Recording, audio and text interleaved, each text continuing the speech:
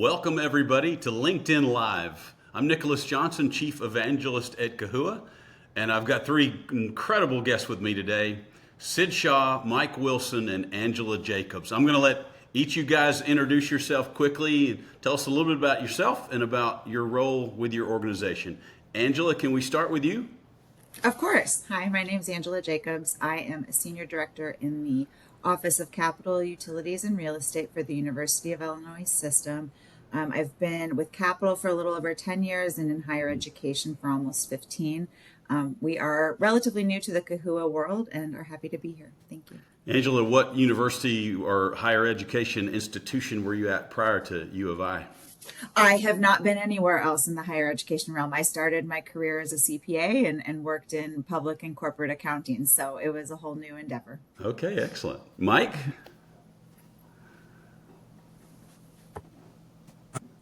Wilson, Senior Assistant Vice President for Capital, Real Estate, and Utility Services, also in the system office for the University of Illinois. I've been with the university for 5 years now, but overall in government, public construction, and budgeting for it'll be 20 years here in August. So happy to be here. Sid Shaw. Hi everyone, my name is Sid Shah. I'm the co-founder and president of OnIndus. OnIndus is an advisory firm focused on construction management tools and technology. We support owners who are figuring out how to leverage tech and project management systems to improve their delivery.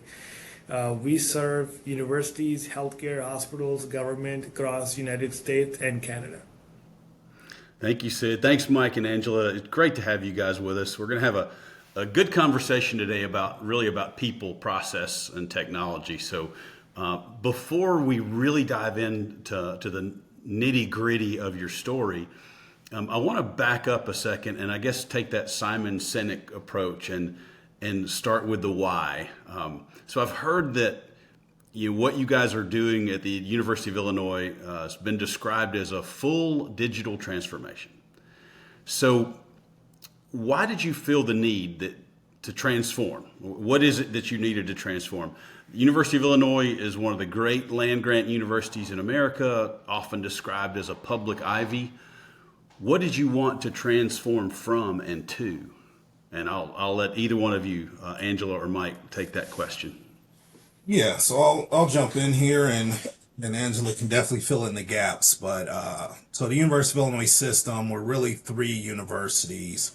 We have a regional university in Springfield, in our state capitals, about 4,000 students, a real regional campus feel. We also have a major urban university at UIC, which is a major research university. It's a medical school, law school, 34,000 students. And then we have a Big Ten school. So over 57,000 or so students, but major research.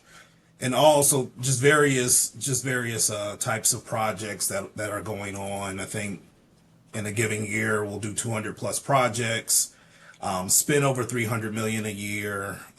Right now, we have about a billion and a half of capital we're delivering, and so these are small projects, large projects, and the systems we were using were great. They were homegrown. They were built 10 years ago, but at some point we started developing, multiple systems, and so we've had to.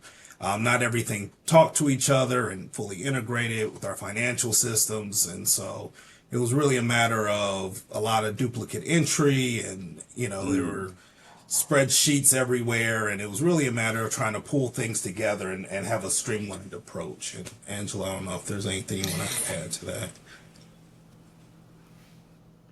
Angela, you're still muted. Apologies. On the scale of systems, the Illinois is small in number of campuses, if not in enrollment. But that said, we like to give our universities the autonomy to do what is best for their individual purposes. Yet, because we are a state institution, we have to adhere in a consistent way with all state regulations and procurement. And so the why really centered on how can we serve our universities, comply with the applicable regulations that we have, and offer all of our users a modern cloud-based system that they can better do their work with and on. Cloud-based, why? As Mike mentioned, our existing systems, while robust in terms of what we were talking about 20 years ago, I mean, we haven't pushed paper, so to speak, in quite some time, but we didn't have a modern interface that would allow everybody from project managers to university leaders to get in and get the information that they need when they need it. And so we really wanted to, knowing that our state and institution continue to invest in itself and that capital is not going anywhere. There's the need to maintain current facilities as well as build new ones. Having one overarching single source of record was important to us. And that's why we went the path we did. Okay. What were some of the systems that needed to be replaced or integrated? Mike mentioned a couple, but specifically, what were the tools you were trying to tie together? Angela, you just used those magic words, single source of truth. Mm-hmm. I kind of contend that there can't ever be a single source of truth, mm-hmm. but for project management, we definitely want to reduce the silos of data that we have. I think there's always going to be for now at least, there's going to be an ERP, a back office accounting that is different from project management to do different things. There's going to be with an institutional real estate owner like a university, you're going to have systems to manage your assets out in the field to operate them once they're deployed. So what are the things that you really wanted to tie together? What were the critical components, the systems you were trying to replace or integrate with? Yeah, so the two systems we had, one was, we would say, was more largely focused on the project management aspects of projects, but then we also have the financial side, and maybe it's my background as a CPA that makes me more sensitive to that, but you can't have construction or capital without money, and you need to be able to account for that properly. So, of course, there was also the issue of duplicate entry and everything, but these were outdated systems that were built on platforms that were no longer going to be able to be maintained, at least not indefinitely. And I think, if anything, we've learned so much from COVID, and not by no means was that the only factor that went into this, but if we ever saw the need for a modern digital interface, that certainly underscored the need. Okay, and the project management tool was the one that Mike referred to as homegrown. Yes. Okay. Well, you just kind of teed up my next question, Angela. I was going to ask if there was a compelling event or what made the timing right for you guys to really, buckle down and say, it's time to do this. It's time to replace our technology stack with something that we can continue to grow with. Was it just COVID? Were there other things?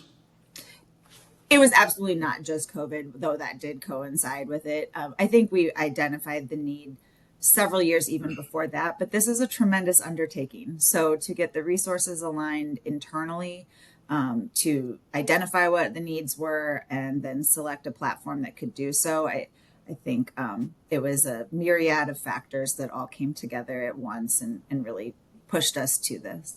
Yeah, just adding to that, I think we also had new leadership. I think I came on board, but I think our Big Ten University also had new leadership and with fresh eyes, and sometimes that's important where you're not necessarily tied to what's already existing and really what else is out there and what can we do better, and that's part of our university is in our DNA. There's less emotional investment if a new leader comes in.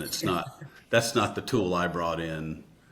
It's a little bit like when one of your campuses gets a new athletic director, the head coaches all get nervous because they are not the technology that this guy brought in. So, okay, that makes sense. You obviously wanted to improve your technology stack. That's the tech part of it. What about the people and processes, though? Did you see that there were business processes that needed to be improved, and this is where I know in just a minute we're going to involve Sid in this conversation. How did you approach looking at your current processes as you thought about putting new technology on top of them? When we started probably 7 or 8 years ago to in an effort to get thorough, comprehensive process flows documented and achieve consensus amongst our three universities. So we had that foundation. However, we knew we had to be nimble and willing to adhere to whatever systematic and functional parameters there were. But we did seek consensus amongst our universities, as I mentioned, and I think we had a good starting point, but knew we had to be able to adapt to whatever the technology brought our way. Mike, would you add anything to that? Yeah, I think having those processes laid out were really important, but also setting out the standard that unless it's in legislation, we're not necessarily completely tied to it, right? There's room for innovation, whether it's fitting our tool or fitting best practices, whatever it is, and I think that's something that need to make sure that leadership across the various campuses kind of really drove home, and I think we've had a great job with that, with leadership really buying in early and saying, yep, we need to update our tools and this is it, and really driving that home, and asking the question why on I think everything we did. Why do we do this? Do we have to do it? Does the law say we have to do it? Is there a reason for it? So I think it was a really good process, I think, of really updating what we're doing. Well, I think I've stumbled upon like best in class scenario here. So I want to just the last question I'll ask: how did you? I think this is brilliant that you spent all this time preparing that you gained consensus, that you asked the why, that you had your processes in place and consensus about them before you went to put technology on top. All those things, I think that's world class leadership. So my question is, how did you come to that? That's incredibly well balanced change management. And I think that's a big part of any of these initiatives. You have to manage the change. You guys did that really well. So I'll put it this way. What advice would you give to other institutional owners, other universities, if they're going through, if they're considering a big technology or a big process change? Yeah, I think so. For us, I think there are a couple of pieces, and I think one, I think there was a failed implementation. I think before I got here, there was an opportunity, and a lot was learned from that. But also on my, personally, I was also working through another transformation at another place, and found a lot of things that weren't working well in the process. And I think I would say it got done and it was successful, but it took a really long time. And so I think one of the most important things is, well, there's two. There's having change management and thought completely out, and Angela can talk more about how we went about our change management, but having the right people in the room. And having the right people in the room does not mean have everybody in the room, and it doesn't mean have three people make all the decisions either. And so it's really finding that balance of, who are your naysayers, who are the people that really have the knowledge of what needs to be done and how to do it, but putting together teams that can attack different problems. But we had a great steering committee. We had a leadership committee that met regularly, worked through problems. Problems were escalated, and ultimately decisions were made. But it was a huge team effort, and but it was really having the right people in the right place, but also having the people that want to do better, and that's not always everywhere, right? I think it goes to the culture of U of I, of wanting to do better, and so Angelique can talk more about our change management. I think the biggest lesson learned with change management was setting expectations. I think in this day and age, we all take computer technology for granted. We download a Microsoft Office suite and everything works, arguably at least, very seamlessly. But that's not the way a platform such as this works. Not that it's not great out of the box, but we had a lot of unique needs that that we needed to work through, and delivering like a absolutely perfect from top to bottom solution wasn't going to be realistic in the time frame that we knew we needed to stand this up on. So setting expectations for our users that getting this to function and stand up on its own is the first primary goal. We have and will continue to invest in continuous improvement here on after. I mean, Kahua comes out with new applications all the time. We're excited, always excited when we hear about the opportunities there.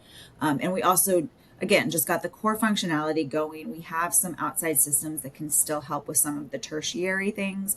But once we relayed that, to our users that Rome wasn't built in a day, to use an old cliche, but it helped to say, we're here to help you do your job. Let's get that done, and then we can make it even more fancy and wonderful. All right, I heard a couple things there, and Sid, I know you're dying to jump in because this is your sweet spot, without doubt. But what I heard from Mike was that maybe there was a little more scar tissue than I realized. If there was a failed implementation of something else, obviously you learned some lessons there about managing the change, and managing and selecting technology. And Angela, you used, without using my words, you used what I think is a brilliant approach, what we refer to as crawl, walk, run. And you told your folks, we're gonna crawl to begin with. We're gonna get a few things up. We're gonna get them working well, and then we're gonna take on some more, and then we're gonna take on some more, and that will be true until the end of time, because our business process will continue to evolve, our business will continue to evolve, and technology will certainly continue to evolve. Sid, how did you get hooked up with these folks in Illinois? How did you first get involved with the university and start working with them? So Mike and I have known for each other for a long time, and I was, we would chat, and he was mentioned he was moving on to the campus, and I knew that university had a failed implementation early on. So I said, Mike, when time's right, give me a call and we'll have a conversation. And few years after he's in there, he said, okay, we're actually now, this is becoming a priority. We have these two systems, which is end of life, what could be better. So can you come as an analyze and see where we can go? What are the options? So that, and of course, lessons learned from that. We had a lot of lessons learned from that previous implementation that they did. So we looked at that together, and I said, okay, let us help you, because there were apprehensions around. We have certain law compliance forum. Yeah, right. Doing business in Illinois could be tricky in some cases. And there was some skepticism. Can we digitize? Can we build those workflows so that we can be compliant and make it easier for our vendors too? And that was like the MVP. We have to make sure whatever we advise, that thing will be done. That's how we got in the interview and advising them on early on. Because they did, Mike's and Angela's were right. They had amazing documentation, a rare scenario, but they had that, and that helped us to shrink time. I was going to ask, I assumed that would be unique. I know it's a big help to your team when your client knows what their processes ought to look like, but how rare is that you go into an institutional constructor, an institutional owner like a university, and they've got everything mapped out, thought out and mapped out? And my 200 projects I've done, maybe 3 had it. Wow. Well, congratulations to Mike and Angela. It really does speak well for the work that you put in. You said starting 7 years earlier. So sounds like that was a big payoff, though. Well, Sid, how do you help construction owners like a university manage that kind of change? You weren't involved in they did some really great change management, it sounds like, before you came on. But if you would back up a step, how would you help that other university that did not do that work ahead? How do you help them manage the change? And then how do you help University of Illinois going forward as you continue to crawl, walk, run, and continue to evolve? Yeah, so I think what Mike's playbook was have a steering committee. Angela, make sure they did it. They added a dedicated project manager. They brought someone from the industry, not an IT project manager, a person who knows the owner's way of work. They nominated, they said, okay, you are the one who's going to lead the charge. They supported them well. Then they looked at, we need sponsors from IT, sponsors from finance in the room. They did amazing strategy alignment. A lot of times when implementations or change management takes longer, one of those three teams are not fully vested in this change management. That didn't happen here. And we focused on faith. We know we're going to replace two systems, well adopted, that have been used for over 10 years, and how we going to switch them. They also brought in their own change management team. Some universities and some owners have that leverage, and they pulled that leverage. We're going to bring the change management team, and they were involved in creating communications and helping that change drive. I mean, I don't see that also more often. And then we rolled out phase one. We learned some things. There were like 6, 7, 8 we launched. 4 went smooth. 1 went like, oh, this is a new change. We actually don't do it in our current practice, but we like what we're doing here. Let's put this aside for a moment and let's focus on phase 2. So those are the 4 things that made it happen. All right, so I have witnessed before, and you just said there were 2 other tech pieces that you were going to replace that people had been using for over 10 years. And my witness is that people that use a product for 10 years or more complain about that product all the time until you take it away from them. And then they complain about the new thing because it doesn't work the way the old thing did. So what were some of those first easy wins, the crawl stage? What were some of the things that you wanted to put in place where you could get some good victories and say, look, this is an obvious improvement, and let people focus on the win? Hey, this is better than what we were doing before. How did you make those decisions, and what were some of the things that you put in place to get those early wins? I think even before we had a product to demonstrate, we brought in subject matter experts from each university in each functional area to help with design. We wanted our users to feel that they had played a role in designing the system they were going to use, or at least that their colleague across the hall had. So we really wanted their voices heard. I think that helped tremendously. It would be misleading to say that there was no, disgruntled, communications at times. But I think by showing that we cared about the user experience as much as anything, I think that helped our users trust us when we said, hey, it's not going to be perfect, it's going to work. And then we'll continue to make it better. And one thing I can kind of point to concrete was integrations between this new system, Kahua, and our ERP, and that we didn't have that before, and so that's definitely a highlight of, hey, it's going to be less double entry, and so we haven't implemented all the APIs we want to implement, but that first one was huge for us in saying, hey, this is a positive step forward. What was the And first integration? I want to say one more thing. Icing on the cake is, in my experience, it was the first time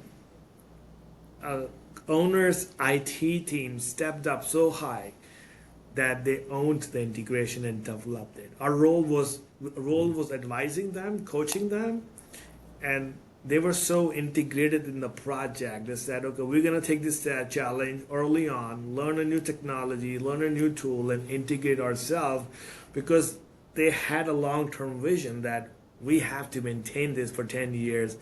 Let's go through the pain now, then wait 3 years to learn it. And I always tell this story. That's the first time I want all owners to encourage their team to copy this model. What was that first integration point? Yeah, it was our payments going through directly from Kahua to our ERP. And next up, we have our contracts and change orders we're working on. So Okay. That's huge for us. Mike, could you or Angela, either one of you, describe very briefly what did the payment process look like before? You talked about double entry, and what does it look like now? Just can you contrast those for us? Yeah, I'll let Angela jump in on that. Yeah, we had basically a live system that could push some of the payments to our ERP, but not all. So it was very piecemeal. And so it has helped because now we can pay both. Not only do our contractors and design professionals get into Kahua to submit their information and outline what that payment application will be, but now our financial managers after review can push it straight to Banner. Prior to that, they not only had to manually put it into our ERP for payment, but they also had to then document it in the secondary system. So it was sometimes work in triplicate, and we hope that we've added a lot of time back to their days by having a one-stop shop Triplicate even. at times. Mike has several times said duplicate data entry, and I refer to that as data poison. Triplicate's just that much worse. We live in an age where the number one topic that Sid and folks like myself that are out in the industry talking at technology events, the thing that people want to talk about more than anything is AI. And AI is just a tool for data. 3 years ago, all we talked about was data, and the data's no good. Well, the AI is only as good as the data that we can feed it. And if you're putting data in 3 places, you have data to solve rather than to use. So, and every time, I've always contended, every time you type a number a second time, there's a chance you're going to get it wrong. Oh, yes. And if you do that 1,000 times, how many are you going to get wrong? Does it matter? I don't know. Right. I've always say, if 19 becomes 91, that's a pretty big deal. So, and I think 25% of American men are dyslexic. So we're certainly colorblind. So I don't know how that works. Anyway, we move on. What's the next thing that you want to do to build momentum in this process? We go to our users for that feedback. We're currently working on getting a project closeout process formalized in the application, but on our roadmap in the next 12 to 18 months, we want to enable online bidding. We want to continue to work on integrations. We'd like to more fully use the design review functionality, which we do have, but again, we wanted that core functionality up and running. So that's an additional application that we want to make better use of. So a lot of plans, and it will only continue, but that's an exciting thing. Sid, how do you get involved in that planning process? As advisor, Angela said they go to the users. Are you part of that process and part of that conversation? In a hybrid fashion. So my team's involved. So as I said, we're already in the runway. The implementation was done. One thing we didn't talk about was we did a big data migration. A lot of owners are scared about thinking about what I'm going to do with this 10 years of data that's sitting here. And it's $1 million question for some clients. Some clients, you say, just forget it. Let's start afresh new. And some said, no, we have a system. We've been doing this. Let's leverage it. So we did that big data migration in pieces to make sure that projects can go live with less, for PMs so they can have a data to start there. Can you describe that a little bit as you talk about it? What was the data? Where was it coming from? What was important to capture? 3 to 4 systems we had data coming from. 2, the main system that we replaced, vendor data was coming from another system. So we were able to pull all the data together, map it to the new applications developed in Kahua. We went live with small number of projects first, tested them. There was a few, user errors, some feedback. Then we went another second chunk of project. Then we went third chunk of projects. So we rolled it out in phases of those 3 projects, and I felt like that was our original plan was 10 projects in 500. That was the original plan when we haven't started. And then it evolved from 10 to 50 and everything else. That's how it started. That takes a lot of time. A lot of universities and campuses take 5 years, 4 years to do this massive thing, and then with the team working with IT, we did all of this in 12 to 14 months. That's what I felt like. We have learned, and next time we're going to go with other university, maybe we can do this in 9 months. So you have a bit of historic project information that backs up to your start date with Kahua. Then you're able to use Kahua to do reporting on projects that Kahua was not part of. Is that accurate? I think We largely kept historical data, and we wanted to preserve that. We let some projects that were near completion continue in the Of existing course. projects. That was a very small subset. We did a pilot period with a kind of a cross section sample of size and scope, and each university trying, and then did the large rollout in March of this year, with the other several hundred projects. And one day possibly, but the nice thing is we know we have that clear cutoff so that any data that is being managed in Kahua can easily be combined with historical data in our enterprise data warehouse. Okay, so you're prepared then if another university calls and says, we're bringing on a PMIS, a project management information system, and I don't know what to do about the projects we've already started. You guys would have an opinion about how they should handle that. yeah, absolutely. Sid, do you have a kind of a rule of thumb for what do you do with a project that's started? Because started could be 10%, it could be 80%. Yeah. What's your rule of thumb for pushing open projects into a brand new system? If you ask me, the thought process was we want to have some project design phase and construction phase in our pilot to launch there, Yeah. so that both sides, a few architects, engineering firms can get in the system, a few GC contractors can get in the system. So we wanted to get a mix of our user community to be part of this process. We learned, one of the lessons learned was we did like 10, 15 projects. The pilot, we should have probably done 40. If I have to do it again, we wanted more volume because some projects we were in design was taking longer than we thought. So there was minimal activities in few projects. So I would increase the size as an advice to other owners, lessons learned here, to 40, to big size, so that we have actually more activity. And then once that's stabilized, then move the projects into big projects, and then either go by regions, local, one region go first, second region go first, or pillar project. Those are the two areas you have to look at. How is your current setup, or how are you operating? Use that levers to plan your strategy there. Okay, excellent. You guys have talked a couple times about you used the term unique needs. I don't know if it was Angela or Mike that said that. I think Angela, you said you had unique needs in setting up, and I know you have the Chicago campus. It's very urban. Springfield is not. Springfield's a traditional kind of land grant where you probably are the utility provider on those campuses and probably not in Chicago. Is that accurate?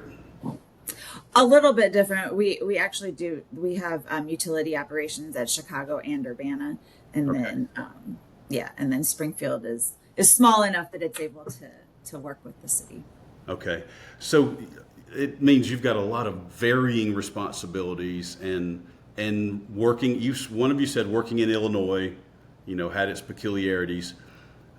Working in Chicago probably has peculiarities that are very different from Urbana, Champlain, Springfield. So how do you address that as you set up your project systems? Or tell me about what some of those other unique needs are and how you address those in setting up for your project template. We have our regulatory environment constrains the delivery methods that are available to us, and so we still have to rely fairly heavily on traditional design, bid, build, multi-prime delivery methods. So we were very apprehensive about whether Kahua could be responsive to those needs. You go through the sales process and you're told yes, yes, yes, of course, everything. We've been exceptionally pleased to see that with OnIndus's support and use of K Builder, I can't think of a significant example of something that we couldn't make work. And so that was really refreshing, because being a public institution, we have to answer to the state laws and procurement law and all of that. So Kahua as a system was very responsive to those unique needs we were referring to. Sid, Angela said it well in the sales process. Salespeople are guilty of deferring to yes. Yes. Okay, I was a salesperson for a long time. It's a noble profession. I'm proud of the work I did there. I feel like I carried honesty and integrity with me as I did that. But if there was a possible way we could do it, stretch or not, I was going to answer yes, because I wanted to have the chance to stretch and prove that we could do it that way, even though that might not really be our sweet spot, you know. And I've always said that's the problem with RFPs. You know, there's a list of 200 to 500 questions, and my goal is to answer yes to every one of them if I possibly can. And, you know, if I can truthfully do that, even if it takes 16 loops to get to that point, you know, I'm going to say, well, yes, we can do that. It will take 16 loops, but you didn't ask me that. You just asked yes or no, right?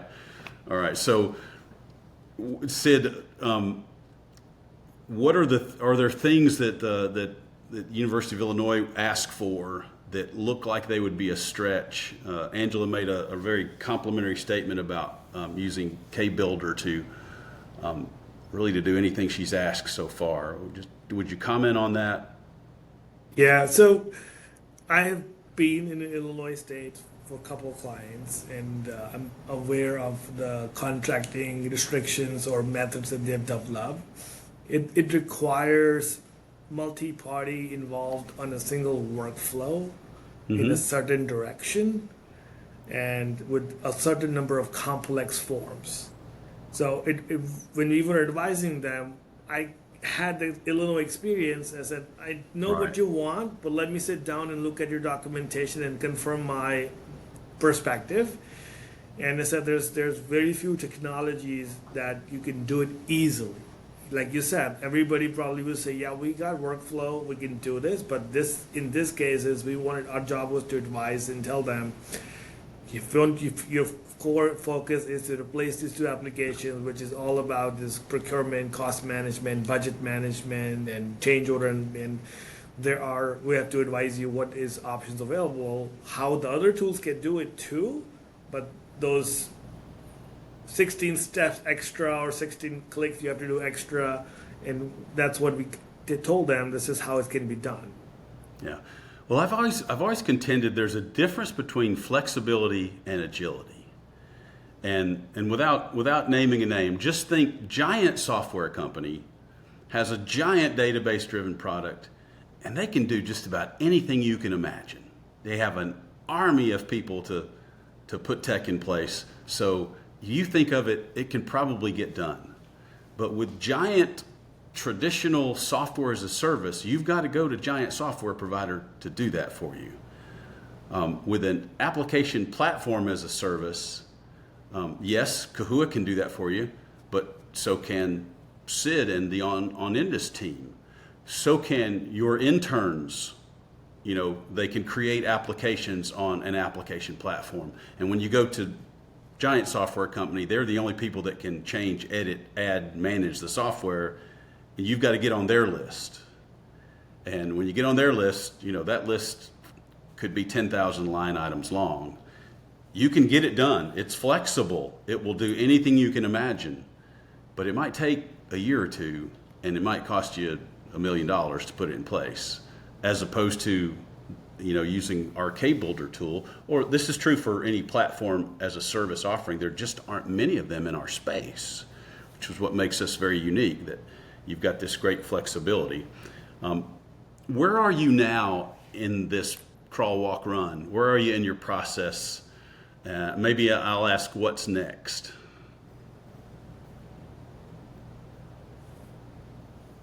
Think we're think we're walking. I think one of the bigger things that we're really tackling is kind of the reporting and understanding how to get information out and get it to the decision makers. But we've put together a roadmap of there's lots of, like I said, we stood up a core function of the system. There are applications that we believe that we can bring online ourselves. There are applications that I think Sid's going to help us bring on board. We're not to the point where we feel like we can build an application yet, right? That's I don't know if that's running or sprinting or what that is. But yeah, so we're our teams are getting comfortable with it, and this process was here well before I got here, but every 6 months my team works with the university and takes ideas in of changes we need to make, whether it's our software, our documents, or our processes. And this is now part of that of, hey, give us your ideas. What could we do better? Big thing, small thing. And so the universities are sending us ideas of things we can do. But there are definitely things we've identified that'll be next. I think you managed bid management on the horizon. Okay, that's exciting. Sid, what would your goal for the next phase for Illinois? What are the things, maybe the gaps in their processes or the inefficiencies that are still in place? What are the things you want on behalf of them to put in place? So part of it, when we did an assessment, they had other databases that they have, which was not like mission critical. So my goal is to take those, one, also and digitize in Kahua. Second is develop those dashboards and reports as next phase.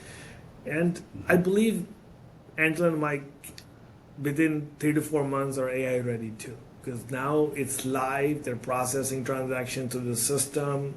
We can turn on AI capabilities and give them more time back, and even the PM's time back. That would be my advice and guidance, like as we get there. Angela or Mike, what would the dream phase look like? What are you doing with your project management tools when you are in dream mode and everything works the way you want it? So paint a picture of technology heaven for me.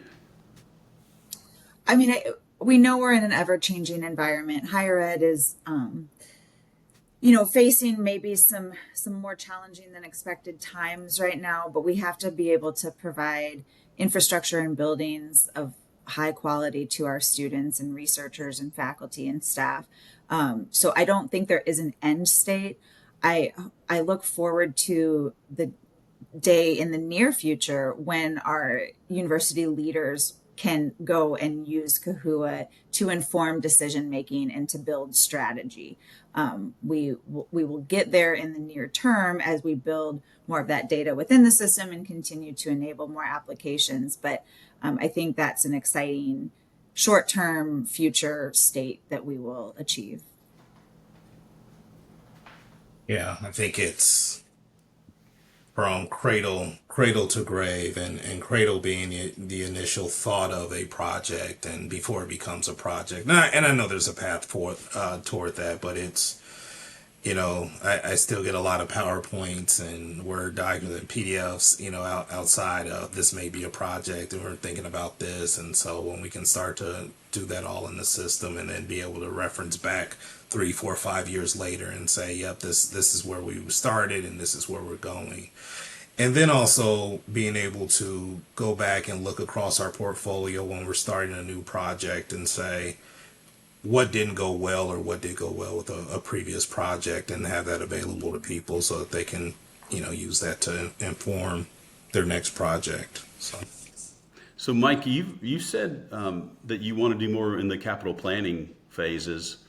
How about in the operations phase? How about in the handoff process? What are your thoughts about how you evolve so that you're providing better data to the operator at the University of Illinois as opposed to just the design and construction capital programs folks? Yeah, no, I think we're definitely starting to have conversations around that. There are for small projects and things that are done through kind of existing staff. Those aren't necessarily captured in Kahua. Those are captured in another system, and they may stay there. But it's really a matter of that interaction and understanding what's going on, what was built, where everything is, what's being updated.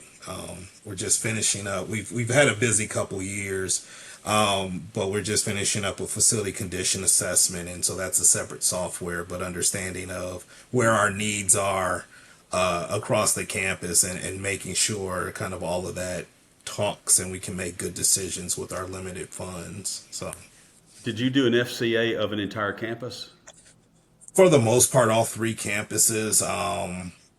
There were places where it's most of the campus, but the campuses, but it's focused on certain areas, more academic space.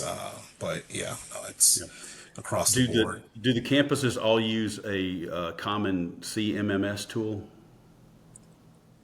I say our big two, yes, but they use them differently. So it's not one instance. So it's that's another endeavor. That's further down the So road. Sid, do you see the potential for pushing Kahua data into CMMS and maybe helping CMMS become a little more uniform as applicable? Campuses are different, but in the end, we want to manage an asset. We want to manage an air handler or switch gear the same way, no matter what city it's in. You see potential for growth in that area, Sid? I see a potential, as Mike said. It's right now we gotta do this bidding and vendor qualification, get this spot digitized, and then we had conversations about asset management in the past, and it's more about the priority of the team. There's value, and there's also a kind of connection with a different leadership. There's a different team who manages that today. Right. And so we haven't brought them on the same table, because our focus right now is deliver the projects, the backlog of delivery that they have. Yeah. And you've got to react to the pressure that is put upon you today. So I get that. And Angela, you said that you talked about difficulty of delivering projects, and you said especially in these times. What makes this a really difficult time to deliver projects? Well, I mean, finite resources is a recurring theme year over year in higher education. But now, we're also, and this is not unique to our university at all, but many American universities grew rapidly in the post-World War II time frame, and those buildings are now 75 years old. And so for the first time, a significant portion of our square footage is in dire need of deferred maintenance. And so that's a really big push. Like Mike mentioned, we've completed an updated facility condition assessment to try and get our brains around what our what the portfolio of need is, and so we can start to build a strategy around remedying it. So yeah, it's not exclusive to our institution by any means, but between that and we're a research institution, so a lot of our facilities have very unique designs to help with lab space and not to mention computer technologies. So we have to be ever mindful of that. Angela, you were a CPA. You are a CPA, but for 10 years you've been on the construction side of the equation. So I contend that deferred maintenance is a term that CPAs invented, because capital people and facilities people just talk about maintenance that we did not do, that we were supposed to do. Deferred maintenance is a very pretty term to say there's stuff we should have done already. Yes. Yes. Yeah, I get that. Okay. All right. Well, this has been really great. I'll ask you each kind of a parting question, and then we'll cut this off. But one at a time, what are you most proud of that we've accomplished together as a team so far? And if there's anything else that you'd like to share with your peers that are watching on LinkedIn, what would that comment be? And Mike, we'll start with you. Yeah, I'm really proud that our team really rose to the occasion. I think it was a very aggressive timeline, and like I said, I'd been a part of a project that took much longer, but this one, it was a lot of work done in a short amount of time.